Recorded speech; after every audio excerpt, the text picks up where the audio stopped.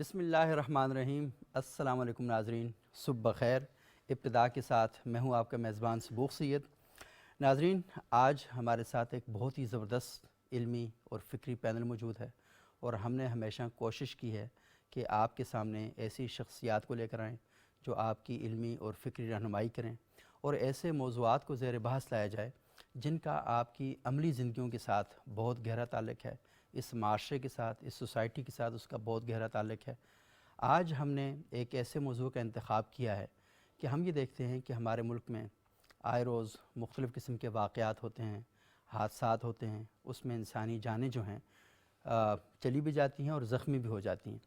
جو چلی جاتی ہیں وہ تو اللہ تعالیٰ کی امان میں چلی گئیں، لیکن جو زخمی رہ جاتے ہیں انہیں بہت سی چیزوں کی ضرورت ہوتی ہے، اور سب سے بنیادی چیز جب کسی حادثے میں ہمیں ضرورت پیش آتی ہے یا کسی مرض کے حوالے سے، تو خون کا عطیہ جو ہے اس کی بہت زیادہ ضرورت ہوتی ہے۔ اکثر اوقات ہم دیکھتے ہیں کہ حادثات کے وقت اور امراض کے وقت لوگ یہ ریکویسٹ کرتے ہیں کہ پلیز ہمارے کسی عزیز کی جان بچانے کے لیے خون کا عطیہ آپ فراہم کر دیں، اور لوگ بڑے ماشاءاللہ بہادری کا مظاہرہ کرتے ہیں، بڑی جرأت کا مظاہرہ کرتے ہیں۔ حادثات میں تو بعض اوقات ایسا ہوا کہ لائنوں میں لوگوں نے کھڑے ہو کر خون دیا، اور ہماری قوم کے اندر یہ جذبہ اتنا قابل تحسین ہے اور قابل داد ہے کہ بہت اپریشیٹ کرنا پڑتا ہے، اور لوگ ٹھنڈ میں، گرمی میں، دھوپ میں کھڑے ہو کر اپنا یہ جو اخلاقی فرض ہے اسے پورا کرنے کی کوشش کرتے ہیں۔ تو آج ہم اس موضوع پر گفتگو کریں گے، اور اس موضوع پر گفتگو کے ساتھ ساتھ کچھ لوگ ایسے ہیں کہ جو طبی عملہ ہے، جو لوگوں سے بلڈ لیتے ہیں اور بلڈ لینے کے بعد اسے سٹور کرتے ہیں، اور جب ضرورت مند ان کے پاس آتے ہیں تو انہیں پہلے سے ان کے پاس موجود ہوتا ہے تو انہیں فراہم بھی کرتے ہیں، کیونکہ بعض اوقات ایمرجنسی میں اگر آپ خون کی اپیل کرتے ہیں تو آپ کے پاس جب سٹور نہیں ہوتا تو اس کا ایک بڑا نقصان بھی ہوتا ہے، کسی کی جان جا سکتی ہے۔ تو آپ کے پاس جو بلڈ بینک ہیں وہاں پر اچھی خاصی تعداد میں بلڈ موجود رہنا چاہیے، تاکہ اگر کوئی ایمرجنسی پیش آ جائے تو آپ کے پاس فریش بلڈ کے ساتھ ساتھ جو بینک میں بلڈ ہے وہ بھی موجود رہنا چاہیے، تاکہ آپ اس مریض کا وہ کر سکیں۔ اس موضوع پر گفتگو کرنے کے لیے ہمارے ساتھ موجود ہیں محترمہ راضیہ نوید صاحبہ، نائب صدر ہیں منہاج القرآن ویمن لیگ کی۔ بہت شکریہ راضیہ صاحبہ آپ یہاں تشریف لائیں۔ ہمارے دوسرے انتہائی معزز مہمان ہیں علامہ محمد حسین فخر الدین صاحب، جامعۃ الکوثر اسلام آباد کا ایک بڑا معروف علمی ادارہ ہے، وہاں پر تدریس کے شعبے سے منسلک ہیں، اور وہاں پر امامت اور خطابت کے فرائض بھی سر انجام دے رہے ہیں۔ بہت شکریہ علامہ صاحب آپ یہاں تشریف لائے۔ ہمارے تیسرے انتہائی معزز مہمان ہیں جناب مفتی ڈاکٹر شکیل احمد صاحب، ماہر معاشیات ہیں اور جامعہ محمدیہ F64 اسلام آباد میں درس و تدریس سے منسلک ہیں۔ بہت شکریہ مفتی صاحب آپ یہاں تشریف لائے۔ راضیہ صاحبہ اور علامہ صاحب، اس گفتگو کا آغاز کرنے سے پہلے ہم ذرا چلتے ہیں، وہ ایک رپورٹ ہم نے بنائی ہے اور کچھ لوگوں سے بات کی ہے کہ جو بلڈ دے رہے ہیں، اور ایک بلڈ کیمپ لگا ہوا ہے، تو اس پہ ہم تھوڑی سی بات چیت کرتے ہیں، اس کے بعد پھر آپ سے ہم سلسلہ کرام شروع کریں گے۔ جی ذرا یہ رپورٹ دکھائیے۔ جی آپ میرے عقب میں دیکھ رہے ہیں کہ یہاں پر ایک بلڈ ڈونیشن کیمپ لگا ہوا ہے، اور بلڈ ڈونیشن کیمپ بڑا اہم ہے۔ آپ کو علم ہے کہ جب بھی کوئی حادثہ ہوتا ہے تو بہت سے مریض آتے ہیں، انہیں خون کی اشد ضرورت ہوتی ہے۔ اس کے علاوہ بہت سی بیماریوں کے شکار مریض ہوتے ہیں جنہیں خون کی اشد ضرورت ہوتی ہے، اور پاکستان میں تھیلیسیمیا کے اور اس طرح کی دیگر امراض کے بچے جنہیں ماہانہ بنیادوں پر، 3 مہینے کی بنیاد پر، 6 مہینے کی بنیاد پر خون لگایا جاتا ہے، تو ہم یہ خون دے کر ایک صدقہ جاریہ ہے، یعنی آپ کسی کی زندگی بچاتے ہیں۔ اور قرآن حکیم میں اللہ تعالیٰ کہتے ہیں کہ وَمَنْ أَحْيَاهَا فَكَأَنَّمَا أَحْيَا النَّاسَ جَمِيعًا، جس نے کسی ایک انسان کی جان بچائی اس نے گویا پوری انسانیت کو بچایا، اور جس نے کسی ایک انسان کا قتل کیا اس نے گویا ساری انسانیت کا قتل کیا۔ تو انسانیت کی بقا، انسانیت کی فلاح و بہبود اور انسانی معاشرت کو بہتر بنانے کا سب سے بہترین طریقہ یہ ہے کہ انسان کی خدمت کے لیے کام کیا جائے، انسانیت کو فروغ دیا جائے، اور انسانیت کو فروغ دینے والے لوگ انسانیت کے چیمپئن ہوتے ہیں، انسانیت کا اثاثہ ہوتے ہیں۔ تو ہمارے سامنے، ہمارے عقب میں کچھ لوگ یہاں پر موجود ہیں، انہوں نے اپنا بڑا وقت نکالا اور سوسائٹی میں خیر کا کام کیا۔ یہ جو خیر کا کام ہے یہ کسی ایک سیاسی جماعت کے لیے نہیں، کسی ایک فرقے کے لیے نہیں، کسی ایک قوم، رنگ یا نسل کے لیے نہیں، بلکہ یہ ساری دنیا کے لیے، یہ ساری اقوام کے لیے اور سارے لوگوں کے لیے۔ تو کام انسان کو وہ کرنا چاہیے جس کا اثر دیر پا ہو، جو زیادہ لوگوں کے لیے ہو اور زیادہ نفع بخش ہو۔ اور ایک حدیث میں رسول اللہ صلی اللہ علیہ وسلم کا یہ ارشاد مبارک ہے کہ خیر الناس من ینفع الناس، سب سے بہترین آدمی وہ ہے جو لوگوں کے لیے نفع دیتا ہے۔ لوگوں کے لیے اچھائی کرتا ہے، اور اس لیے کہا گیا ہے کہ راستے سے جو رکاوٹ ہے اسے ہٹانا بھی صدقہ جاریہ ہے. تو راستے کی رکاوٹ کو ہٹانا بھی صدقہ جاریہ ہے، اور کسی انسان کی زندگی کو بچانا سب سے بہترین کام ہے اور سب سے بڑا صدقہ جاریہ ہے. تو یہاں ہم کیمپ میں چلتے ہیں، یہاں پر بہت سے نوجوان موجود ہیں، ان سے ہم بات چیت کرتے ہیں اور ان سے پوچھتے ہیں کہ یہ جو بلڈ کیمپ ہے اسے لگانے کا مقصد کیا ہے، اور نئی نسل کے ذہنوں کے اندر یہ خون دینے کی افادیت اور اہمیت کو کیسے فروغ دے رہے ہیں. میرا نام اسامہ خلیل ہے. اچھا اسامہ، یہ بتائیں کہ یہ جو کیمپ آپ نے لگایا اس کا مقصد کیا ہے؟ اس کا مقصد بیسیکلی عوام کو اس چیز کے بارے میں اویئر کرنا ہے کہ والنٹری طور پہ جو خون کا عطیہ دینا ہے وہ ہمارے ملک کے لیے کتنا ضروری ہے، اور یہ آپ کی ایک سوشل رسپانسبلٹی بھی ہے، اور سائنٹیفکلی بھی یہ چیز پروون ہے کہ اس کے آپ کے لیے ہیلتھ کے بھی بینیفٹس ہیں، اور ہمارے ملک کی یہ ابھی فی الفور بہت اشد ضرورت ہے. اچھا مجھے یہ بتائیں کہ یہ جو خون کا عطیہ دیا جاتا ہے تو آپ لوگ اسے، مطلب میں نے آج خون کا عطیہ دیا، یہ کتنے دنوں تک محفوظ رہ سکتا ہے؟ اس میں جو ہے ایک جو بلڈ بیگ ہوتا ہے اس کے اندر ایک کیمیکل موجود ہوتا ہے جسے ہم کہتے ہیں اینٹی کویگولنٹ. اس کیمیکل کا کام بیسیکلی ہوتا ہے کہ اس خون کو جمنے سے روکتا ہے اور اس کی جو شیلف لائف ہے اس کو بڑھاتا ہے.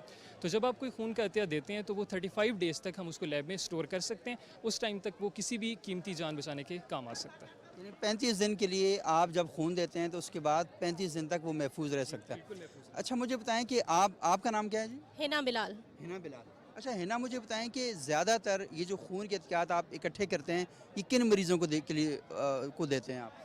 سب سے پہلے تو ہم گورنمنٹ ہاسپٹل جو ہیں ان کے اندر ہم بلڈ پرووائڈ کرتے ہیں. سیف اسکرین بلڈ پرووائڈ کیا جاتا ہے، اس کی اسکریننگ کی جاتی ہے، اور اس کے اندر ایمرجنسی کیسز کو OT فیمیلز یعنی پریگنینسی کی کمپلیکیشنز جو بیئر کر جاتے ہیں. میجر پورشن جو ہے آپ کو پتہ ہے تھیلیسیمیا کا جاتا ہے. ہماری سوسائٹی پہ سب سے زیادہ جو برڈن ہے اس ٹائم وہ تھیلیسیمیا پیشنٹس کا ہے. اچھا ہینا، مجھے بتائیں کہ کتنے پیشنٹ ہوں گے پاکستان میں؟ کوئی ڈیٹا ہے کہ تھیلیسیمیا کے کتنے مریض ہیں؟ پاکستان میں تقریباً 1 لاکھ رجسٹرڈ کیسز تھیلیسیمیا کے موجود ہیں. 1 لاکھ رجسٹرڈ کیسز، ٹھیک ہے. اور اس میں جو ہے وہ سالانہ تقریباً 5 سے 7 ہزار کیسز کا اضافہ ہو رہا ہے. اس بیماری کی پھیلنے کی سب سے بڑی وجہ کزن میریجز ہیں. جب آپ کزن میریجز کرتے ہیں تو جو تھیلیسیمیا کی بیماری ہے اس کے ہونے کے چانسز زیادہ ہو جاتے ہیں. اور یہ بیماری ان خاندانوں میں زیادہ ہے جس خاندان میں کوئی نہ کوئی آلریڈی کیس موجود ہے. جب کوئی بھی کیس موجود ہوتا ہے تو ان کے بہن بھائیوں کی، ان کی فیملی کی اسکریننگ کرنی بہت ضروری ہے، کیونکہ جب آپ ان کی اسکریننگ کرتے ہیں تو اس میں بھی اس بیماری کے کیریئرز نکل آ سکتے ہیں. یہ بیماری پھیلتی ہے ایسی کہ جب کسی کیریئر سے شادی ہوتی ہے. تو ہمارے ملک میں انفارچونیٹلی ایک ایسا سسٹم یعنی ہے. ایک لڑکا اور ایک لڑکی اگر دونوں میں تھیلیسیمیا کے اثرات موجود ہیں تو ان کی شادی ہوگی تو ان کے بچوں میں ہی آئے گی. بالکل ایسے اس میں بھی پروبیبلٹی ہے کہ اگر 2 کیریئرز آپس میں شادی کر رہے ہیں تو پھر دیر از 25% چانس کہ جو بھی ان کا نیو بورن بیبی ہے وہ تھیلیسیمیا سے افیکٹڈ ہوگا. ٹھیک ہے. تو جب کیریئرز میں آپس میں شادی ہوتی ہے تو یہ چیز سب سے زیادہ خطرناک ہے. اس چیز کو روکنے کے لیے ریجنل بلڈ سینٹر اسلام آباد پراپر اویئرنیس کر رہے ہیں. ہم اسپیشلی جو ہمارے ینگسٹرز ہیں یونیورسٹیز میں، وہاں ہم جاتے ہیں، ان کو اس چیز کی بریف کرتے ہیں کہ آپ نے شادی سے پہلے تھیلیسیمیا کا ٹیسٹ لازمی کروانا ہے. کیونکہ جن ممالک نے ہمارے اڑوس پڑوس میں ایران، سپرس، اٹلی، گریس، یہ ایسے ممالک ہیں جنہوں نے اس بیماری پہ قابو پایا ہے.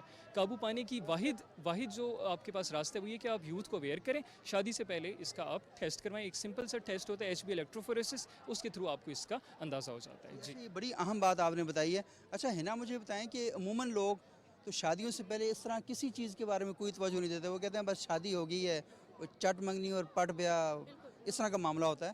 تو لوگوں کو ان 2 باتوں میں باشعور بنانا کہ ایک تو یہ ہے کہ کزن میرج نہیں ہونی چاہیے، اور دوسری بات کیونکہ ہمارے ہاں تو بہت زیادہ کامن ہے کزن میرج. ماموں کی بیٹی سے، چچا کی بیٹی سے فوری طور پر شادیاں کروا دی جاتی ہیں، اور بلکہ بعض صورتوں میں تو ایسا ہوتا ہے کہ بچے پیدا ہوتے ہیں اسی وقت ان کے طے کر دیا جاتا ہے کہ آپس میں شادیاں ہوں گی. تو یہ تھوڑا سا بتائیں کہ لوگوں کو ہم کیسے اویئر کریں کہ آپ اصل میں شادی ایک تو کزن میرج کے ساتھ نہ کریں، اور دوسرا انہیں یہ بات ہم کیسے بتائیں کہ شادی سے پہلے جہاں پر آپ اتنی مہندیاں، بارات اور جوڑے اور پتہ نہیں کیا کیا کر رہے ہوتے ہیں، تو چھوٹا سا ایک کام کریں. آپ کا آدھا پونا گھنٹہ لگنا ہے اور آپ اپنے بچوں کا مستقبل محفوظ کر سکتے ہیں. بالکل. اس میں سر جو مین فوکس ہے نا وہ بات یہ ہے کہ اسلام میں بھی اللہ تعالیٰ نے فرمایا کہ اپنا کنبہ بڑھاؤ، یعنی باہر جو دوسرے قبیلوں کے لوگ ہیں ان سے شادیاں کرو. تو اس کا مقصد یہی نا ہمارا ڈیوائن لوگ ہی کنبہ بنانے سے یہ مطلب لے لیں کہ ہاں جی آبادی میں اضافہ کرو. آبادی میں اضافہ کرو نہیں، اس سے مراد یہی ہے کہ دوسرے فیملیز کے ساتھ، جیسے ہم کاسٹ کے معاملے میں بہت زیادہ ہو جاتے ہیں کہ نہیں جی ہمیں اسی کاسٹ میں شادی کرنی ہے، میں اس سے باہر نہیں کرتی. اس وجہ سے کتنی لڑکیاں گھروں میں بیٹھی ہوئی ہیں. تو مین جو ریجنل بلڈ سینٹر اسلام آباد ہے ان کا مین فوکس اس بات پہ ہے کہ آپ الیکٹروفوریسس ٹیسٹ टेस्ट करवाएं सबसे पहले अपनी शादी से पहले। कज़न मैरिजेस भी अगर आप कर रहे हैं, मेन फोकस इस बात पे है कि आप टेस्ट करवाएं। हम कज़न मैरिजेस के ख़िलाफ़ बात नहीं कर रहे, हमारा फोकस है कि हम थैलेसीमिया फ्री पाकिस्तान बनाएं, और उसके लिए ज़रूरी है कि शादी से पहले आपकी एक टेस्टिंग हो जाए। आपको पता होगा कि सिंध में ऑलरेडी बिल पास हो चुका है, पंजाब में भी बिल पास हो रहा है, लेकिन इसमें जो मेन बात है वो ये है कि हम वो सब तो हमने कर लिया, निकाह नामे में बहुत सी शिकें मौजूद हैं, हम उनको वायलेट करके नलिफाई करके और कर रहे हैं।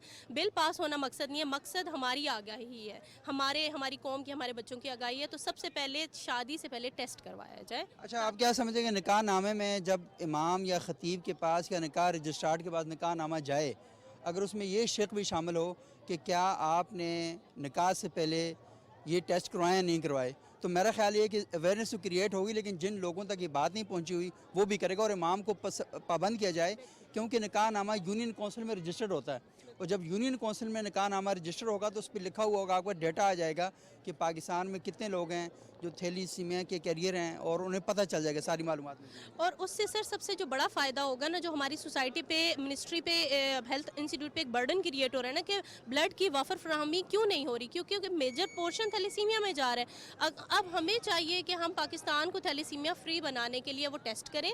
हमारे तमाम तर हजरात, हमारे पेरेंट्स, हम इस बात पे मोटिवेट हों कि येस, अगर बहुत से अक्सर यहाँ पे ये होता है कि हमें पता चल जाता है कि इन्हें थैलेसीमिया है, लड़के या लड़की को, लेकिन क्योंकि हम अपनी फैमिली कल्चर्स की वजह से इतने बाउंड हो चुके हैं कि हम कहते हैं नहीं शादी तो करनी है, और उसके बाद क्या होता है, वो दोनों लड़का लड़की बीइंग अ पेरेंट्स सफ़र करते हैं, वो बच्चा सफ़र करता है, और पूरी सोसाइटी उस क्राइसिस से सफ़र कर रही होती है, जस्ट बिकॉज कि एक अवेयरनेस नहीं है और हम अपनी रिस्पॉन्सिबिलिटीज़ को नहीं ऑन करते। और अगर शादी के बाद ही पता चल जाता है तो कम से कम आप अब शादी तो नहीं तोड़ सकते, लेकिन ये तो कर सकते हैं कि उसके बाद बच्चे ना पैदा करें, कम से कम ये एहतियात कर सकते हैं या अपना इलाज करवाएं। उस केस में भी ये है कि अगर आपको प्रेगनेंसी के दौरान इस चीज़ का पता चल जाता है कि आपका जो बेबी, जो आपका फिटस है वो अफेक्टेड है, यानी कि वो थैलेसीमिया मेजर का बच्चा है, तो इस्लाम ने इस चीज़ की थ्रू, जो हमारे इस्लामिक फतवा हैं उनके थ्रू इस चीज़ को कहा गया है कि आप वो प्रेगनेंसी अबॉर्ट कर सकते हैं। एक ख़ास ड्यूरेशन है, उससे पहले आप वो प्रेगनेंसी अबॉर्ट कर सकते हैं, जब तक वो इंसानी शक्ल में आ जाए, जी आप उसको अबॉर्ट कर सकते हैं। इस चीज़ पे फतवे मौजूद हैं। अच्छा, आप देख रहे हैं जी, यहाँ पर कैंप लगा हुआ है, यहाँ पर उसकी बाकायदा रजिस्ट्रेशन की जा रही है, और ये पूरा स्टाफ जो है ये बैठा हुआ है, और आप लोगों को भी चाहिए कि जो खून का अतिया देने का अमल है, ये एक बड़ा काबिल क़दर अमल है, और एक बड़ा बेहतरीन जज्बा है कि आप ये जाने बग़ैर कि आप खून किसे दे रहे हैं, आपका खून किसे लग रहा है जाके, यानी आप एक नेकी का वो अमल कर रहे हैं कि जिसमें आपको ये इल्म नहीं है कि ये नेकी किसके लिए की जा रही है, तो ये सबसे मकबूल तरीन नेकी है, और ये सबसे बेहतरीन काम है कि आपकी, वो कहते हैं ना कि जब आप कोई खैरात दें तो दाएं हाथ को पता ना चले, यानी बाएं हाथ को नहीं पता चलना चाहिए, यानी इतना सीक्रेटली आप दें, तो मेरा ख्याल है कि ये सबसे बेहतरीन काम है कि आपको पता ही नहीं होता कि आपका खून का अतिया कैसे जाएगा, और उसकी जान बच जाएगी उससे। तो यहाँ पर बहुत से लोग बैठे हैं, थोड़ी सी हम इनसे बात करेंगे। अस्सलाम वालेकुम, क्या नाम है जी आपका? अस्सलाम वालेकुम, रहमानुल्लाह। ये बताएं कि लोग आ रहे हैं यहाँ पर खून के अतिया देने के लिए? जी बिल्कुल आ रहे हैं, अभी तो हमने स्टार्ट किए हैं, तो लोग साथ साथ आ रहे हैं, डोनेशनें आ रही हैं, तो इंशाल्लाह काफ़ी सारी हमें उम्मीद है। आपका क्या नाम है जी? नाइला नाम है मेरा। अच्छा नायला, ये बताएं कि सबसे मुश्किल क्या पेश आती है लोगों को कन्विंस करते हुए कि आप ब्लड दें, मुश्किल क्या पेश आती है? ऐसे तो पूछते हैं कि हमारे ब्लड जो है, हमारी कोई डिजीज़ ना होंगी, इससे हम मोटे हो जाएंगे या हमारा वेट गेन हो जाएगा। तो ऐसा ब्लड देने से आपका वेट नहीं गेन होता, आपकी बहुत सारी डिजीज़ जो होती है उससे आपको प्रिवेंशन मिलती है। लाइक कार्डियक डिजीज़ है तो वो आप उससे प्रिवेंट हो जाते हैं। बाकी जो डिजीज़ हैं, आप इस तरह नहीं होता कि आपका वेट गेन हो जाता है अगर आप ब्लड दें। लोगों का ये मतलब जहन में होता है कि हम ब्लड देंगे तो हमारा वेट गेन हो जाएगा, तो ऐसा चीज़ तरह का कोई इशू नहीं होता। अच्छा, लोग ये खौफज़दा होते हैं कि वो ब्लड देने से वो मोटे हो जाएंगे, हालांकि वो मोटे होते हैं चटपटे खाने से हैं, और जो उस तरह की चीज़ें खाने, समोसे प्लेट खा रहे होते हैं, चने तो खाना अच्छी बात है, लेकिन ऐसी गैर हेल्दी चीज़ें इस्तेमाल कर रहे होते हैं, मोटे वो उससे होते हैं। अगर वो रोज़ाना वॉक करते रहें तो मेरा ख्याल है मोटे नहीं होंगे, वो समझते हैं कि नहीं ब्लड देने से बंदा मोटा होता है। और बहुत से लोग ऐसे हैं जिन्होंने सारी ज़िंदगी ब्लड नहीं दिया, वो भी मोटे हैं, तो इसका मतलब ये बात दुरुस्त नहीं है। जी सर। चलें, बहुत शुक्रिया नायला आपका। तो यहाँ कुछ और लोग भी बैठे हैं, तो ये जो आपको खौफ है ना मोटा होने का, मोटे आप ब्लड देने से नहीं होते, मोटे आप होते हैं गैर सेहतमंद, गैर मुतवाज़न जो अशिया हैं वो खाने से, तो उसका आपको एहतियात करनी चाहिए। अस्सलाम वालेकुम जी। वालेकुम सलाम। नावला साहब कैसे जी हैं आप? अल्लाह का शुक्र है सर। कैसा लग रहा है, आप यहाँ पर एक वेलफेयर का काम कर रहे हैं? بہت اچھا لگ رہا ہے. میرا نام ڈاکٹر سہیل ہے اور میں یہاں پہ the medical officer regional blood centre Islamabad میں کام کر رہا ہوں. سب سے زیادہ مشکل جو ہمیں بلڈ دینے میں آ رہی ہے وہ یہ آ رہی ہے کہ بلڈ ڈونیشن کے حوالے سے قوم میں اویئرنیس وغیرہ نہیں ہے. لوگ سمجھ رہے بلڈ دینے سے ان میں کمزوری ہو جائے گی, بلڈ دینے سے ان میں کوئی بیماریاں وغیرہ منتقل ہو جائیں گی. لیکن میں اس آپ کے توسط سے میسج دینا چاہتا ہوں کہ بلڈ دینا ایک بہت ہی صحت مند اور آپ کے جسم کے لیے بڑی اچھی ہیلتھی ایکٹیویٹی ہے. کوئی بھی انسان جس کے جسم میں 12.5 gram per decilitre H B ہو, ویٹ اس کا 50 kg سے اوپر ہو اور پچھلے 3 ماہ میں اس نے بلڈ نہیں دیا, اس کے علاوہ ایسی کوئی بڑی بیماری جس میں بلڈ پریشر ہو گیا, شوگر ہو گیا, یرکان ہو گیا, وہ بیماری اگر کسی کو نہیں ہے تو وہ آرام سے ہر 3 ماہ بعد بلڈ دے سکتا ہے. اور ایک بلڈ دینے سے اس کے 3 کمپوننٹس بنتے ہیں جس میں ریڈ سیل ہو گیا, پلازما ہو گیا اور پلیٹلیٹس ہونے. تو یہ 3 چیزیں دینے سے وہ 3 انسانوں کی زندگیاں بچا سکتے ہیں. تو اس کے لیے نیشنل لیول پہ, انٹرنیشنل لیول پہ اویئرنیس ہونی چاہیے تاکہ لوگ بلڈ دے اور اپنے خون کا عطیہ دے کر کسی کی زندگیاں بچائیں. بہت شکریہ, آپ نے بڑی اہم باتیں کی. اور دیکھیں یہ بہت اہم نکتہ ہے کہ آپ کا وزن 50 کلو سے اوپر ہونا چاہیے اور آپ کو بلڈ پریشر نہیں ہونا چاہیے, شوگر نہیں ہونا چاہیے, اور ہیپاٹائٹس کے جو کیسز ہیں, HIV ایڈس, یہ نہیں ہونے چاہیے. آپ اچھا ویسے پہلے چیک کرتے ہیں کہ اگر کوئی آپ کا پیشنٹ آتا ہے پہلے اس کو چیک کر کے آپ خون لیتے ہیں؟ جی بالکل, ہمارے پاس جو بھی یہاں پہ ڈونر وغیرہ آتا ہے ہمارے پاس سارے انٹرنیشنل اسٹینڈرڈس کے مطابق اسٹینڈرڈ آپریٹنگ پروسیجرز بنے ہوئے ہیں جس میں ہم پہلے ڈونرز کی رجسٹریشن کرواتے ہیں.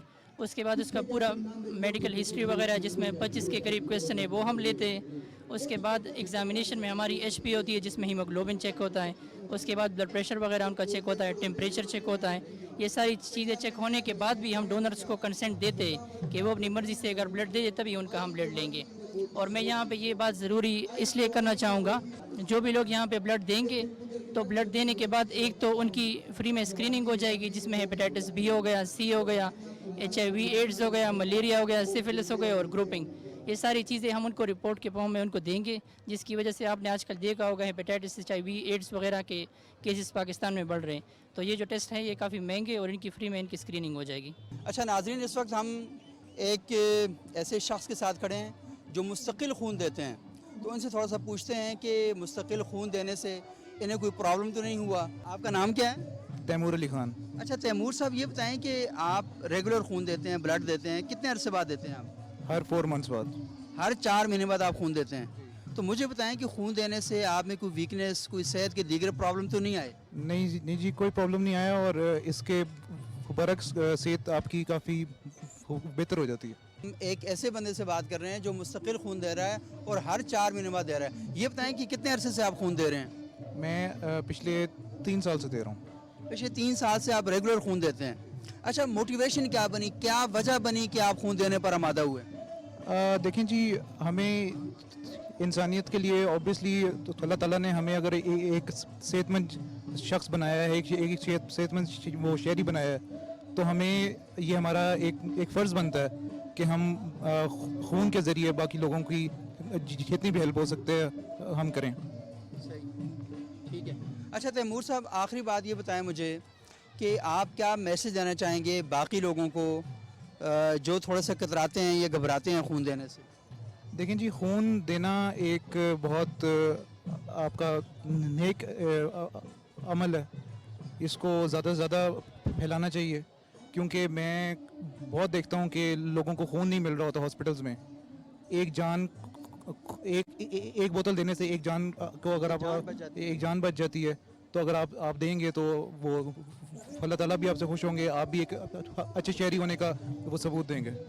اچھا ڈاکٹر صاحب, مجھے ایک بات آپ بتائیں کہ اکثر لوگ یہ سمجھتے ہیں کہ خون نہ دیں تو خون گاڑھا ہو جاتا ہے. تو مجھے بتائیں کہ یہ گاڑھا خون اور پتلا خون یہ کیا سائنس ہے, یہ کیا کہانی ہے؟ خون جو ہے وہ دینا چاہیے. جو خون گاڑھا ہونا جو ہے نا, وہ اس طرح کہ اگر ہم بلڈ نہیں دیتے تو ویسے ہی ہمارے ساتھ جو ہے نا یورین کے ذریعے سے جو ہے نا بلڈ نکل جائے. ٹھیک ہے, اگر ہم خون دیتے ہیں تو ہمارے جو کولیسٹرول کا لیول ہے, کولیسٹرول ہو گیا بیڈ کولیسٹرول, وہ کم ہو جاتا ہے. اور اس کے ساتھ ساتھ ہمارے دل کی جو بیماریاں ہوتی ہیں, جیسے آپ نے کہا کہ جو ہے نا خون گاڑھا ہو جاتا ہے, تو وہ نہیں ہوگا. اس سے جو ہے نا ہماری روٹین, ایک تو ثواب کا کام ہے, ثواب ملے گا, کسی کی جان بچا سکتے ہیں. سیکنڈ یہ ہوگا کہ جو ہمارے خود اپنے صحت کے لیے بہت زیادہ ضروری ہے. اس لیے جو ریگولر ڈونر ہوتے ہیں ان کو پتہ ہوتا ہے اس چیز کا, وہ ریگولر سے بلڈ ڈونیٹ کرتے ہیں اور ان کو اس چیز سے جو ہے نا لوگوں کی جانیں بھی بچاتے ہیں اور اپنی صحت بھی ان کی بہت اچھی ہو جاتی ہے. بہت شکریہ آپ کا. ناظرین, آپ نے سنا کہ خون دینے سے آپ کی جو صحت ہے وہ بہتر ہوتی ہے, آپ کمزور نہیں ہوتے, اور آپ کو ہر 3 مہینے بعد 4 مہینے بعد اپنا خون دینا چاہیے.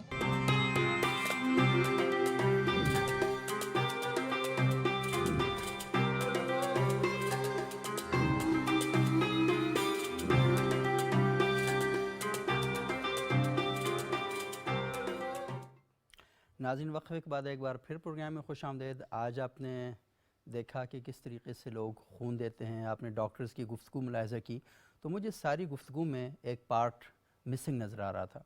وہ یہ کہ لوگ یہ سمجھتے ہیں کہ خون دینا, کیا مذہب ہمیں اس کے بارے میں کیا رہنمائی کرتا ہے. آپ نے ڈاکٹرز کی گفتگو سنی, خون دینے والوں کی گفتگو سنی, تو آج علماء سے اور اہل علم سے ہم رجوع کرتے ہیں اور ان سے پوچھتے ہیں کہ ان کی اس کے بارے میں کیا رائے ہے. تو راضی صاحبہ بتائیے گا, یہ جو بلڈ ڈونیشن کیمپ لگتے ہیں, بلڈ بینک بنتے ہیں اسپتالوں میں, تو کیا کہیں گے اس پر, اسلام کیا رہنمائی کرتا ہے ہماری؟ اعوذ باللہ من الشیطان الرجیم, بسم اللہ الرحمن الرحیم. بہت شکریہ سبوق صاحب. سب سے پہلے ایک حدیث مبارکہ بیان کرتی ہوں کہ خیر الناس من ینفع الناس, کہ تم میں سے بہترین لوگ وہ ہیں جو لوگوں کے لیے بہترین ہیں. تو یقیناً جہاں پر ہم بہتری کے, نیکی کے بہت سارے کام اپنی زندگی میں کرتے ہیں, انہی میں سے میں ایک سمجھتی ہوں کہ بلڈ دینا, خون عطیہ کرنا, یہ بھی ایک بہت بڑی نیکی ہے. کیونکہ بنیادی طور پر دین اسلام کی جو بنیاد ہے وہ خیر خواہی ہے. وہ دوسروں کی خاطر جینا بھی ہے, دوسروں کے حقوق بھی پورے کرنا ہے, اور کسی پر احسان کرنا بھی ہے. یعنی صرف اسلام جو ہے وہ کسی سے نیکی کی بات نہیں کرتا, بلکہ احسان کرنے کی بات کرتا ہے. اور اس میں یہ چیز بھی شامل ہے کہ ضروری نہیں ہے کہ ہم یہ دیکھیں کہ کسی کو ضرورت ہے تو ہم دیں, ہم ضرورت سے پہلے کسی کی ضرورت پوری کر دیں. تو اس نیکی کا درجہ اللہ رب العزت کی بارگاہ میں جو ہے وہ بڑھ کر ہے, بنسبت یہ کہ کوئی چل کے آپ کے پاس آئے اور وہ آپ سے سوال کرے اس سلسلے میں. اب جہاں تک ہم دیکھتے ہیں بلڈ ڈونیشن کے حوالے سے یا خون عطیہ کرنے کے حوالے سے, تو احناف کے ہاں تو بڑا کلیئر موقف ہے اس کے اوپر کہ خون دینا جائز ہے, دینا چاہیے, بلکہ یہ کار ثواب بھی ہے. لیکن اس کے لیے بنیادی طور پر ہمیں 2 چیزوں کو دیکھنا پڑے گا. نمبر 1 یہ کہ جس شخص کے لیے ہم خون دے رہے ہیں, کیا واقعی اس کو ضرورت ہے, کیا اس کی زندگی اس خون کے دینے سے جو ہے وہ بچ سکتی ہے, یا کیا یہ خون دینے کی وجہ سے اس کی صحت جو ہے وہ امپروو ہو سکتی ہے. تو پہلا تو قاعدہ ہمیں یہ بنانا پڑے گا اور اس کے تناظر میں دیکھنا پڑے گا. دوسری چیز, جو خون دینے والا شخص ہے, جو خون عطیہ کرنے والا شخص ہے, کیا اس کی اپنی صحت بھی اس قابل ہے کہ اگر وہ کسی کو ڈونیٹ کرتا ہے تو اس کی اپنی صحت پر کوئی فرق نہیں پڑے گا. کیونکہ نبی اکرم صلی اللہ علیہ وآلہ وسلم نے اپنی ایک حدیث مبارکہ میں ہمیں بڑا کلیئر کٹ ایک پیمانہ سمجھ لیجئے دیا ہے. انہوں نے کہا ہے کہ اسلام یہ ہے اور دین یہ ہے کہ نہ تم کسی کا نقصان کرو اور نہ اپنا نقصان ہونے دو. تو یہ جو چیز ہے, اگر اس کو ہم سامنے رکھیں گے تو ہمیں بڑی واضح صورتحال نظر آ جائے گی کہ اس کے لیے پھر ضروری ہے کہ خون دینے والا بھی پہلے ڈاکٹر سے رجوع کر لے, اس سے پوچھ لے, اسے اپنی بھی جسمانی حالت کا پتہ ہے کہ کیا ہے. صاحب آج کل تو یہ ہے کہ جو ہی آپ خون دینے جاتے ہیں نا, تو ڈاکٹر پہلے ٹیسٹ کرتے ہیں آپ کا, اور دیکھتے ہیں کہ آپ کے اندر یہ صلاحیت, قابلیت موجود ہے یا نہیں یہ ٹیسٹ دینے کی. اور ابھی جو ہم گفتگو کر رہے تھے ڈاکٹرز کی, تو ڈاکٹر نے کہا یہ ایسا نہیں ہوتا کہ آپ خون دیں گے تو وہ اٹھا کے پیشنٹ کو لگا دیں گے, بلکہ وہ اس کے بعد ہی کریں گے. اچھا علامہ صاحب, آپ تھوڑی سی رہنمائی کریں کہ جو بلڈ ڈونیشن ہے, اس میں ہم دیکھتے ہیں کہ بہت سے لوگوں کو اس بات کا اعتراض ہوتا ہے کہ آپ کی جو جان ہے یہ اللہ نے آپ کو دی ہے, آپ کے اعضاء اللہ نے آپ کو دیے ہیں, اور آپ اپنے ہر عضو کے بارے میں قیامت والدن وہ آیت ہے نا کہ الیوم نختم علی افواہہم وتکلمنا ایدیہم, تو آپ کے جسم کا ایک عضو بولے گا اور آپ نے اس کی جواب دہی, اس کی رسپانسبلٹی پوری کرنی ہے. تو تھوڑا سا یہ بتائیں کہ ایک بلڈ ڈونیشن کے بارے میں, اور دوسرا یہ ہے کہ راضی صاحبہ تو یہ کہہ رہی تھی نا کہ آپ کو کس کو خون لگایا جا رہا ہے, لیکن ہمیں تو نہیں پتہ ہوتا آج کل کہ آپ نے جو خون دیا ہے کسے لگایا جائے گا. بلڈ بینک میں خون اکٹھا کیا جاتا ہے, وہ کسی خواجہ سرا کو لگا دیں, کسی خاتون کو لگا دیں, خاتون کا خون مرد کو لگا دیں, پنجاب والے کا سندھ والے کو لگا دیں, سکردو والے کا گلگت والے کو لگا دیں, وہ تو کہیں نہیں پتہ ہوتا. تو یہ تھوڑا سا رہنمائی کریں کہ یہاں پر کیا رہنمائی ہے شریعت کی. اعوذ باللہ من الشیطان الرجیم, بسم اللہ الرحمن الرحیم, الحمدللہ والصلاة علی رسول اللہ وآلہ الطاہرین وصحبہ المنتجبین. بہت شکریہ آپ کا. دیکھیں یہاں دو تین پہلو ہیں جی جی خون عطیہ کرنے کے حوالے سے. ایک تو ابھی ہماری بہن نے جیسے فرمایا یہ ایک کار خیر ہے, ایک نیکی ہے. بے شک اس خون کے عطیہ کرنے کی وجہ سے کسی بھی انسان کی جان بچ جاتی ہو, یہ نیکی ہے. انسان دین مقدس اسلام جو ہے وہ اس حوالے سے بہت زور دیتا ہے کہ انسانیت کی بھلائی کے لیے کام کرے. جی مومن مسلمان جو ہے وہ انسانیت کی بھلائی کے لیے اصلا اسلام جو ہے وہ ہمیں ہر حوالے سے انسانیت کا درس دیتا ہے. تو ایک تو یہ کار خیر ہے, نیکی ہے. جی ایک حدیث شریف میں ہے خیر المعروف اغاثۃ الملہوف. اس حوالے سے اور اس پہلو سے بھی یہ انتہائی مستحسن عمل ہے کہ ایک ضرورت مند کی ضرورت پوری ہو رہی ہے, ایک حاجت مند کی حاجت جو ہے وہ پوری ہو رہی ہے. حدیث شریف میں فرمایا نیکیوں میں بہترین نیکی یہ ہے کہ کسی حاجت مند کی حاجت روائی کی جائے. حاجت کو پوری کرو. صحیح. اس حوالے سے بھی ہمارا ایک اسلامی اخلاقی فریضہ بنتا ہے کہ ہم دوسرے اپنے مسلمان بہن بھائیوں کی جو ضرورت مند لوگ ہیں ان کی مدد کریں. حتیٰ مسلمان نہ بھی ہو, ایک انسان ہونے کے ناطے کسی انسان کی جان بچانا. صحیح. خصوصاً اگر ایک اسلامی ملک ہے, رہنے والے سارے اکثر مسلمان ہیں, بیچ میں ٹھیک ہے غیر مسلم بھی ہے, اہل ذمہ بھی ہے. تو اس حوالے سے ہمیں پتہ ہے کہ بھئی میرے اس خون کے عطیہ کرنے کی وجہ سے کسی کی جان بچ جائے گی. ابھی ہم دیکھ رہے تھے کہ الحمدللہ لوگوں میں یہ احساس ہے, بہت حد تک معاشرے کے اندر یہ شعور ہے. من احیاہا فکانما احیا الناس جمیعا, جو قرآن مجید میں اللہ تعالیٰ نے فرمایا. تو لیکن یہ سوچ کر کہ پتہ نہیں خون دینے کی وجہ سے میں کمزور نہ پڑ جاؤں, پتہ نہیں مجھے جی خود جو ہے وہ خون کی کمی نہ پڑ جائے, یہ توہمات جو ہے ان کو چھوڑ دینا چاہیے. جی ڈاکٹر جب دیکھ لیتا ہے کہ اگر یہ واقعاً اس قابل نہیں ہے کہ اس کا خون لیا جا سکے تو ڈاکٹر بھی نہیں لیں گے. صحیح. جی یا مثلا ایک شخص جو ہے وہ بیمار ہے, اس کا خون جو ہے وہ دوسرے کے لیے کسی صورت میں بھی جو ہے نہیں لگ سکتا, وہاں ڈاکٹر کہہ دیں گے کہ بھئی آپ پہلے اسکریننگ کرتے ہیں پوری, تب خون لگاتے ہیں. نہیں ہو سکتا. تو یہ ایک صدقہ جاریہ ہے. جی نہ جانے کب تک اس بندے کو اس کا ثواب ملتا رہے. اس لیے کہ یہ خون جب کسی کے بدن میں جاتا ہے وہ گوشت میں تبدیل ہوتا ہے, اس کے جسم کے اندر یہ خون جو ہے کسی نہ کسی شکل میں جب تک باقی ہے, وہ شخص کوئی نیک عمل کرتا ہے, نماز پڑھتا ہے, حج کرتا ہے, اس میں اس بندے کو بھی اسی حساب سے ثواب کا حصہ مل رہا ہوتا ہے. اصل کسی مسلمان کی مدد کرنا, کسی حاجت مند کی حاجت روائی کرنا, حتیٰ ہماری روایات کے اندر احادیث کے اندر اس کو 10 حج سے بھی جو ہے افضل قرار دیا گیا ہے. حضرت امام جعفر صادق علیہ السلام نے حضور اکرم صلی اللہ علیہ وآلہ وسلم کی ایک حدیث شریف بیان فرمایا. آپ نے فرمایا کہ کسی اپنے دینی بھائی کی حاجت روائی کرنا کیسا ہے. جی تو آپ نے فرمایا کہ میرے جد امجد حضور اکرم نے فرمایا ہے کہ یہ ایک حج کا ثواب رکھتا ہے, ایک حج کا ثواب رکھتا ہے. 10 تک آپ نے گنا, یعنی ایک مومن کی, ایک مسلمان کی حاجت روائی 10 حج کے برابر. ایک اور حدیث شریف میں ارشاد فرمایا کہ کسی ضرورت مند کی, ایک مسلمان کی حاجت روائی کرنا 1 مہینہ روزہ رکھنے اور اعتکاف کرنے سے بہتر ہے. اور بعض احادیث شریف میں ارشاد فرمایا کہ تم لوگوں کی مدد کر کے, دوسروں کی حاجت روائی کر کے خدا کے ساتھ قرب حاصل کرو, اللہ کے قریب ہو جاؤ. یہ قرب الہی کا ذریعہ ہے, یہ ایک صدقہ جاریہ ہے, یہ انسان کے لیے. پھر جسمانی طور پر بھی جو ہے جو شخص خون دیتا ہے, جسمانی طور پر بھی اس کے بہت سارے فوائد ہیں. صحیح.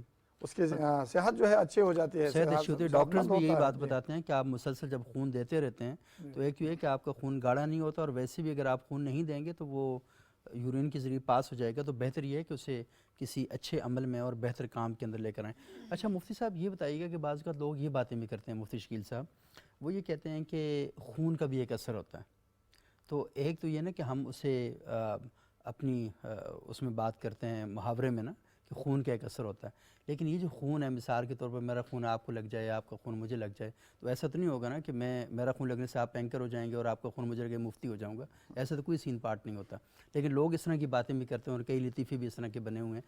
یہ تھوڑا سا بتائیں کہ یہ جو خون دینا ہے، لوگ اکثر اوقات شکوک شبے کا شکار رہتے ہیں کہ آپ کسی اور کو جب خون لگائیں گے اور آپ کو پتہ نہیں ہوگا، یعنی وہ کہتے ہیں کہ ہمیں پتہ ہونا چاہیے کہ ہمارا خون کس سے لگا رہے ہیں، تو اس میں بہت سی چیزیں بھی آ جاتی ہیں. میں ٹی وی بیان نہیں کرنا چاہ رہا، لیکن اس پر کیا رائے علماء کی؟ بسم اللہ الرحمن الرحیم. یہ مختصر وقت کے اندر اس کے ایک پہلو جو آپ نے ذکر کیا اور اس سے پہلے شرعی حوالے سے مختصر گفتگو کر کے اس بات کو سمیٹوں گا. ارشاد. پہلی آیت کریمہ تو اللہ تعالیٰ کا ارشاد گرامی ہے کہ اللہ تعالیٰ ارشاد فرماتے ہیں کہ وَلَقَدْ كَرَّمْنَا بَنِي آدم، کہ ہم نے انسان کو باعث معزز بنایا ہے، مشرف بنایا ہے، مکرم بنایا ہے. انسان کے کسی بھی عضو کو خریدنا بیچنا ظاہر ہے کہ یہ انسان کی اعزاز نہیں ہے، تکریم نہیں ہے. یہ تو ایک عام چیزیں جو بازاروں میں بکتی ہیں، تو یہ کوئی اعزاز کی چیز نہیں ہے. ٹھیک. دوسری بات اللہ تعالیٰ کا یہ ارشاد ہے جس میں فرمایا کہ کُلَّ لا اجد ما فیما اوحی الی محرما علی طاعم یطعمہ، کہ جو چیزیں اللہ تعالیٰ نے مجھ پر نازل کی ہیں ان میں جو چیزیں حرام ہیں ان میں سے آپ صلی اللہ علیہ وسلم نے ارشاد فرمایا کہ ایک یہ کہ ایک میتا ہے، اور دوسرے نمبر پہ ارشاد فرمایا کہ او دمم مسفوحہ، صحیح، ٹھیک ہے، او لحم خنزیر. تین باتیں فرمائی کہ اللہ نے مجھ پر جو چیزیں نازل کی ہیں اور بتایا کہ چیزیں حرام ہیں، ان میں یہ تین چیزیں ہیں. ایک میتا، اور دوسرے نمبر پہ لحم خنزیر ہے، اور تیسرے نمبر پہ دم مسفوحہ ہے. ٹھیک ہے، یہ جو دم مسفوح ہے یہ بھی حرام ہے، نجس ہے. یہ دو آیتیں خون کے حوالے سے ہماری رہنمائی کرتی ہیں. ایک یہ ہے کہ قابل تکریم ہونے کی وجہ سے ہم اس کی خرید و فروخت نہ کریں، اور دوسرے نمبر پہ یہ ہے کہ چونکہ یہ نجس ہے، حرام ہے، تو اس لیے بھی نجس چیز کی جو ہے کسی دوسری چیز کو لگانا یا اس کے بدن میں منتقل کرنا یہ بھی درست نہیں ہے. یہ دو آیتیں واضح طور پہ ہمیں اس بات کی اجازت نہیں دیتی کہ ہم اپنا خون جو ہے کسی دوسرے کی طرف منتقل کریں. صحیح. لیکن اس کے ساتھ ساتھ اس بات کی بالکل واضح طور پہ ہم کئی مثالیں شریعت کے اندر دیکھتے ہیں کہ ایک چیز جائز تو نہیں ہوتی لیکن ضرورت کی وجہ سے ہم اس کو جائز قرار دیتے ہیں. صحیح. اس کی واضح طور پہ مثال جو ہماری اسی خون سے ملتی جلتی ہے وہ دودھ کی ہے کہ دودھ بھی انسان کے بدن کا جز ہے، لیکن ایک بچے کی ضرورت کی وجہ سے ہم اس کو جائز قرار دیتے ہیں کہ بچہ جو ہے وہ اپنی والدہ کا دودھ پیتا ہے تو ظاہر ہے کہ ہے تو وہ بھی ایک بدن کا جز ہے، اس کا بھی استعمال جائز نہیں ہونا چاہیے تھا. صحیح. لیکن اس کے باوجود ہم اس کو جائز قرار دیتے ہیں. جس طرح دودھ بدن میں جاتا ہے اس طرح خون بھی جاتا ہے. صحیح. تو ضرورت کی وجہ سے اس کا خون جو ہے لگانا کسی انسان کو جائز ہے، لیکن اس ضرورت کے لیے فقہا نے یہ کہا ہے کہ پہلی بات تو یہ ہے کہ اس کو بیچا نہ جائے، کیونکہ آیت کے اندر واضح طور پہ یہ کہا کہ انسان کو ہم نے مکرم اور معزز بنایا ہے، اور یہ خریدنا اور بیچنا تو یہ ڈونیٹ تو کیا جائے، ہدیہ کیا جائے، ہبہ کیا جائے، لیکن اس کی جو ہے باقاعدہ خرید و فروخت جیسے کی جاتی ہے دکانوں پہ دوسرے دودھ وغیرہ کی، اس طرح کی خرید و فروخت نہ کی جائے. دوسری بات یہ ہے کہ جس انسان کو لگایا جا رہا ہے، ڈاکٹر کہیں کہ واقعتاً اس کے لیے خون ہی ضروری ہے، اس کا کوئی اور متبادل اس کی کوئی دوا موجود نہیں ہے، کوئی انجیکشن موجود نہیں ہے، کوئی گلوکوز کی بوتل اس کی وہ نہیں ہے، خون ہی لگانا ضروری ہے تو پھر. اور تیسرا یہ ہے کہ وقت ڈاکٹر کہیں کہ واقعتاً اگر یہ خون لگ جائے گا تو اس کی جان جو ہے وہ بچ سکتی ہے. تو یہ تین شرائط جو ہیں یہ فقہا نے ذکر کی ہیں. باقی آپ حضرات نے یہ کہا کہ ان سے بھی سوال کیا کہ کیا کسی کافر کا مسلمان کو، مسلمان کا کافر کو ایک دوسرے کو لگایا جا سکتا ہے؟ تو آیت شریفہ آپ نے بھی پڑھی کہ ومن احیاھا فکأنما احیا الناس جميعا، کہ جس انسان نے کسی ایک جان کو بچایا گویا کہ اس نے تمام انسانیت کو بچایا. اس کے اندر کسی مسلمان کا نہیں کہا کہ آپ نے کسی مسلمان کو بچایا تو آپ نے تمام مسلمانوں کو بچایا ہے، بلکہ جان کا تذکرہ کیا ہے. تو اس سے پتہ چلا کہ مسلمان کا خون جو ہے وہ کافر کو بھی لگ سکتا ہے، کافر کا مسلمان کو بھی لگ سکتا ہے. اثرات جو ہیں وہ ہوتے ہیں، وہ تو ایک طبی سی چیز ہے، اس کو ڈاکٹر بھی تسلیم کرتے ہیں، اور اسی طرح دوسری چیزیں تو وہ الگ چیز ہے. لیکن فتوے کے اعتبار سے فی نفسی اس کا مسئلہ جو ہے کہ ایک دوسرے کو اگر لگانا ہو تو لگایا جا سکتا ہے، اور اس سے پہلے اگر ڈونیٹ بھی اب کر دیں اور اس کے لیے بلڈ بینک بنا لیں تاکہ ضرورت کے وقت پھر آپ لینے جائیں تو یہ نہ ہو کہ بندہ تا تریا کا زیرا کامدہ شک مار کے زیدہ مردہ شوید والی بات نہ ہو. تو پہلے آپ بلڈ بینک بنا لیں، چیک کر لیں کہ کون سا اے پازیٹیو ہے، کون سا بی پازیٹیو ہے، کون سا کس طرح ہے. تو اس طرح پہلے بلڈ بینک بھی بنائے جا سکتے ہیں. یہ بہت اچھی بات ہے، یعنی تینوں اسکالرس کا اس بات پہ اتفاق ہے کہ خون دینا چاہیے، یہ صحت کے لیے کوئی نقصان دہ نہیں ہے. اور قرآن کی آیات جو ہماری رہنمائی کرتی ہیں کہ اس میں انسانیت کی بقا کا سامان میسر ہے، یہ ساری، اور بلڈ بینک میں بھی جمع کرایا جا سکتا ہے. آپ کا خون آپ کے عقیدے کے خلاف کوئی شخص ہے اسے بھی لگایا جا سکتا ہے، کسی بھی شہری کو لگایا جا سکتا ہے. اس سارے معاملے میں کسی قسم کی کوئی رائے میں اختلاف موجود نہیں. بالکل ایسا ہی ہے. کنفرم ہے. بہت شکریہ. اچھا، دوسرا جو اس پروگرام کا حصہ ہے، ہم تھوڑا سا اس کی جانب چلتے ہیں کیونکہ وقت بھی بہت کم ہے. تو اس بارے میں راضیہ صاحبہ آپ بات کا آغاز کریں کہ بعض وقت ہم اپنے اعضاء ڈونیٹ کرتے ہیں، کوئی آنکھ دے دیتا ہے، کوئی گردے ڈونیٹ کر دیتا ہے، تو یہ بھی تو اصل میں کسی کی جان بچانا ہی ہے. تو اس بارے میں جو آپ کی مذہبی آراء ہیں وہ کیا ہیں؟ بالکل سبق صاحب، اس میں ہم اگر اس کو اسی پر قیاس کر لیں جو ہم صحیح، نے ابھی خون کو عطیہ کرنے کے حوالے سے بات کی، کیونکہ اس کا مقصد بھی بیسیکلی کیا ہے کہ کسی کی جان آپ نے بچانی ہے. یہاں پر بھی دو ہی مقاصد ہو سکتے ہیں جب آپ اعضاء کی پیوند کاری کی طرف آتے ہیں یا ڈونیٹ کرنے کی طرف آتے ہیں، کہ اگر اس عضو سے کسی کی ایسی ضرورت پوری ہو سکتی ہے. جیسے اب اگر ہم کڈنی ٹرانسپلانٹیشن کی بات کریں تو اس میں کیا ہے کہ بالکل کسی کا گردہ ختم ہو گیا ہے تو ہی ڈاکٹر یہ کہتے ہیں کہ آپ نے اس کو ٹرانسپلانٹ کروانا ہے. تو لہٰذا ایک تو یہ چیز آ جائے کہ اس سے واقعی ہی کسی کا فائدہ مقصود ہے تو پھر اس کو کیا جائے گا. اور دوسرا یہ بھی ہمیں ذہن میں رکھنا پڑے گا، وہی والی پہلے والی بات، کہ دوسرا فرد جو دے رہا ہے اس کی اپنی صحت متاثر نہ ہو، کیونکہ کڈنیز زندہ افراد بھی ہیں. ایک تو ہوتا ہے نا کہ ایک شخص وصیت کر رہا ہوتا ہے کہ میں اگر دنیا میں نہ رہا تو میری آنکھیں کسی کو ڈونیٹ کر دی جائیں. جی. اور ایک ہوتا ہے کہ ایک زندہ انسان ہے، وہ اپنی کڈنی دے رہا ہے یا اس طرح سے کر کے، تو یہ دونوں چیزیں میں لے رہی ہوں. تو اس میں پھر یہ ہے کہ دونوں طرح سے جائز ہے. اگر کوئی وصیت کرتا ہے تب بھی جائز ہے، اور اگر کوئی اپنی زندگی میں ڈونیٹ کرتا ہے دونوں طرح سے جائز ہے. لیکن یہاں پر ہمیں تھوڑا سا خیال یہ رکھنا پڑے گا کہ اس چیز کو کسی بھی صورت معاشرے میں کاروبار نہیں بننا چاہیے.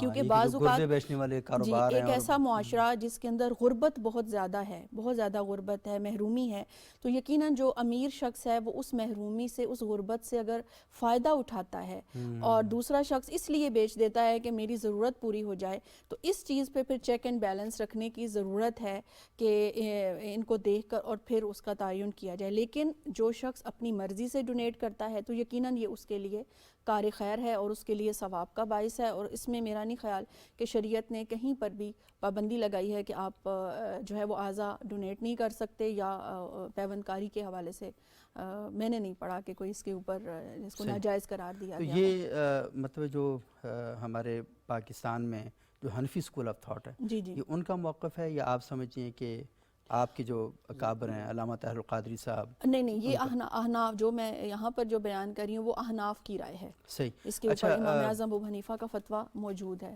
صحیح. اچھا، علامہ احمد حسن حسین فخر الدین صاحب، یہ بتائیں کہ مکتب تشیع کی اس بارے میں جو مکتب فقہ جعفری ہے اس میں ان کی کیا رائے ہیں، اور تھوڑا سا یہ بات ہی بتائیں کہ انہوں نے کہا کہ جب آپ کسی کو اپنے اعضاء دیتے ہیں تو یہ جو قرآن میں جو آیت ہے کہ آپ سے پوچھا جائے گا آپ کے ایک ایک عضو کے بارے میں، تو آپ نے تو کسی اور کو دے دیا، تو وہ کیا بات اصل میں ہم تک پہنچانی مقصود ہے اس سے؟ اچھا جی، یہ دو باتیں ہیں. جی. ایک تو یہ کہ پیوند کاری اور جس کو عربی میں تلقیح کہا جاتا ہے یا اعضاء کی ڈونیشن جو ہے، اچھا جی، یہ جائز ہے یا نہیں ہے. اور یہ ایک چیز ہے. قیامت کو جو پوچھا جائے گا، اچھا جی، وہ ایک الگ ایشو ہے.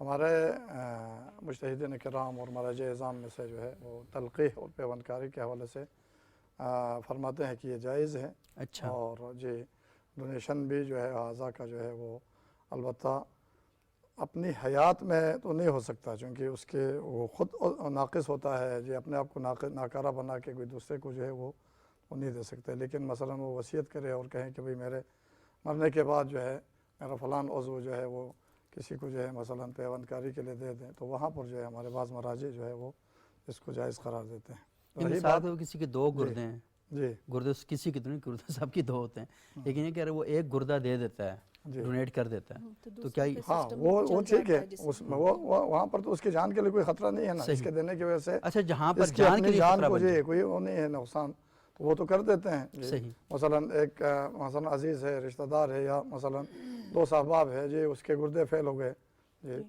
کوئی جو ہے اپنا ایک گردہ جو ہے اس کو عطیہ کر دیتے ہیں جی، کوئی مسئلہ نہیں ہے، جائز ہے جی. جہاں تک رہی بات آئے کریمہ کی جس کی طرف آپ نے اشارہ فرمایا کہ اعضاء کے حوالے سے پوچھا جائے گا، صحیح، وہ پوچھنا اس حوالے سے ہے کہ ہر انسان کو جو خدا نے اعضاء و جوارح دیے ہیں یہ خدا کی امانتیں ہیں، صحیح، خدا کے نعمات ہیں، اور ان کو ظاہر ہے ہاتھ دیا ہے، آنکھیں دی ہے، زبان دی ہے خدا نے، تاکہ اللہ کی اطاعت میں، راہ حق میں، کار خیر میں اس کو استعمال کرے۔ پوچھا جائے گا وہ اس حوالے سے کہ تم نے ان خدا کی نعمتوں اور ان امانتوں کو کہاں استعمال کیا اور ان سے کیا کام لیا۔ وہاں پر انسان اگر وہ خود نہ بھی بتائیں، وہ سورہ یاسین کی آیت کریمہ جس کی طرف آپ نے اشارہ کیا کہ الیوم نختم علی افواہہم وتکلمنا ایدیہم وارجلہم بما کانوا یکسبون، وہاں پر جو ہے یہ اعضاء خود بول اٹھیں گے اللہ کے حکم سے کہ ان سے کیا کام لیا گیا ہے۔ وہ الگ چیز ہے، اس میں انسان جو ہے وہ اس نے ان اعضاء کو کہاں استعمال کیا، حلال کام میں، جائز کام میں، ناجائز کام میں، اور ان سے جو ہے کیا اس نے کیا، وہ اللہ کے حکم کے مطابق ان اعضاء کو استعمال کیا ہی نہیں کیا۔ اصل میں یہ جو جیسے خدا نے اس کا تعلق یہ نعمتیں عطا کی ہے، یہ امانتیں ہیں، ہر چیز جو ہے خدا کی امانت ہے، اس کو صحیح راستے پہ، جائز راستے پہ، حلال راستے پہ انسان کو استعمال کرنا ہوگا، اور ظاہر ہے اس کا اگر انسان ان اعضاء سے جو ہے خدا کی معصیت اس نے کی ہے تو کل کو جو ہے پوچھا جائے گا۔ آیت کریمہ کا مطلب جو ہے وہ یہ ہے۔ بہت شکریہ۔ اچھا مفتی صاحب، میں نے دیکھا کہ بعض ہمارے مکتبہ دیوبند کے علماء جو ہیں ان کا اس باب میں آراء میں کچھ اختلاف ہے، تو تھوڑا سا بتائیں کہ آپ وہ جو نقطہ نظر ہے ان کا کیا ہے اور آپ خود ذاتی طور پہ کیا سمجھتے ہیں؟ بسم اللہ الرحمن الرحیم۔ یہاں کچھ بنیادی چیزیں ہیں جس کو ڈسکس کیے بغیر مسئلہ کبھی بھی منعقد نہیں ہو سکتا۔ صحیح۔ پہلی بات تو یہ ہے کہ اصول ہے جس پر تقریباً تمام عالم اسلام کے کسی بھی فرد کا اس میں اختلاف نہیں ہے، تمام کا اتفاق ہے کہ انسان کے جتنے بھی انسان کے پاس موجود ہیں، انسان ان کا مالک نہیں ہے۔ صحیح۔ چاہے وہ انسان کی آنکھ ہے، چاہے انسان کا کان ہے، چاہے انسان کا گردہ ہے، چاہے انسان کا دل ہے، کوئی بھی بدن کا جو انسان کا جز ہے، انسان اس کا اپنا مالک نہیں ہے۔ جب انسان خود مالک نہیں ہے بلکہ یہ اللہ کی طرف سے اس کے پاس امانت ہے، تو ظاہر ہے کہ انسان اپنی چیز تو کسی کو ڈونیٹ کر سکتا ہے لیکن کسی دوسری کی چیز اٹھا کے نہیں دے سکتا۔ صحیح۔ پہلی بات تو یہ ذہن میں رکھنی چاہیے، یہ ضابطہ کلیہ۔ اور دوسری بات اس کے بارے میں یہ ہے کہ جو آیت کریمہ میں نے پہلے بھی پڑھی تھی وہ اب بھی وہی ہے کہ وَلَقَدْ کَرَّمْنَا بَنِي آدم، صحیح، ہم نے انسان کو کہ ہم مکرم اور مشرف بنایا ہے، لیکن یہ مطلب ہے کہ ایک چیز اٹھا کے اس کو لگا دی، اس کو لگا دی، اس کو لگا دی، یہ انسانی اعزاز اور تکریم کے خلاف ہے۔ صحیح۔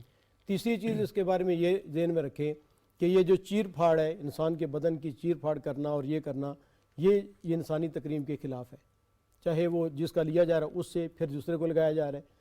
تیسری چیز چوتھی یہ ہے کہ جب تک انسان کا بدن انسان کے ساتھ ہے پھر تو ٹھیک ہے، جس وقت بدن انسان کا عضو اس سے الگ ہو جاتا ہے تو پھر یہ نجس، شرعی نقطۂ نظر سے یہ نجس ہے، یہ پاک نہیں رہتا، اس لیے ہم مردے کو غسل بھی دیتے ہیں، اس طرح سارا سلسلہ وہ ایک بحث ہے۔